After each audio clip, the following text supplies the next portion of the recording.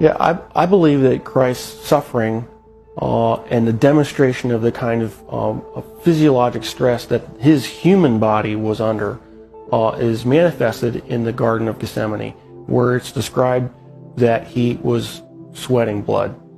And there is a well-documented medical condition in which patients who are under tremendous amount of emotional stress and physiological stress can in fact sweat blood, because little blood vessels within the glands burst and then the blood is expressed. The scourge involved the use of a short whip with pieces of typically metal, sometimes bone, sometimes pieces of porcelain wrapped in these leather straps, which is then utilized to come across typically the back, the shoulders, the legs of the victim. The first few passes across a particular body part would tear through the skin, the fat, but eventually, once the outer layers were torn away, it would start getting in the muscle and the tendon. And of course, along the way, you're ripping through all the blood vessels that supply all those tissues. And so you're losing blood the whole time. The plant that was described actually had a very long thorn, not the little thorns that we would think from a rose bush. These were thorns that were typically 1.5 to 2 inches in length. The scalp is one of the most vascular portions of our body. It's got a huge blood supply up there. So then having those thorns shoved down into down onto the bony plate would have gone through all the scalp, which in and of itself would have created a huge amount of blood loss. I've seen people actually bleed to death from just a scalp injury. So this is not a small injury to have, who knows, dozens of these things shoved into your scalp. And so that would have caused more blood loss.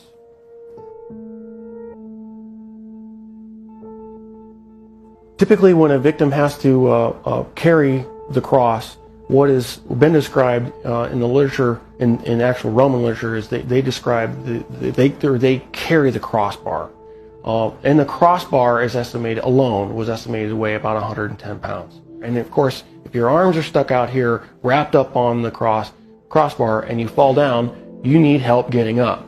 You just can't get up on your own, because there's no possible way without your arms to get up. So he would have needed help getting up. If he fell over, there's a good chance that he could have hit his chest, which then could account for the possibility of a cardiac injury.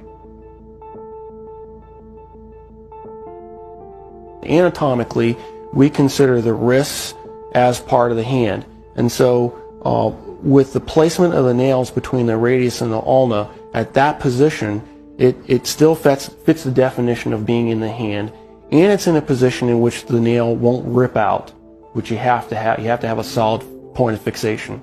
Another interesting point about the placement of that is the median nerve goes right straight through that particular portion of the wrist, and so there would have been either destruction of the nerve or impingement of the nerve that would have created a tremendous amount of pain, so that every time you try to take a breath, it'd be agonizing. You'd be pushing down on spiked feet, which of course hurt, and then you'd be hanging on spiked arms.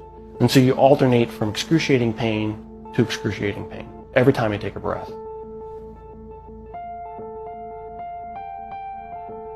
So even if he survives the actual crucifixion, he would have had to survive what I believe to be a lethal injury from the spear, just to find out whether he was alive or not.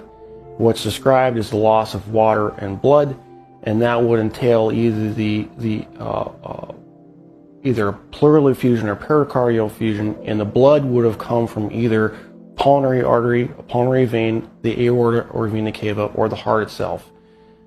None of those injuries, unless you're treated immediately by a trauma surgeon like myself, with all the advanced equipment that we have, would be survivable after even a few minutes. Christ, as the Son of God, could have survived anything. He chose to manifest himself as a human at that point in time and allowed himself to die. And being human at that point in time, he could not have survived this particular series of traumas. It's not possible. Christ as God could have survived anything they threw at him. But he chose to be Christ, the human, at that point in time to die for our sins.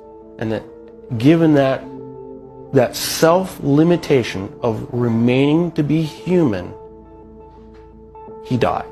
He did not survive the event.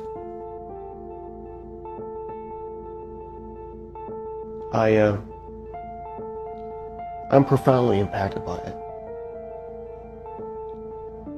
Because I realized the price that he paid was something I would never be willing to do for probably anybody. It's very difficult for me to even sing songs about the cross, even in worship. Because I truly do understand what he paid, the price that he paid.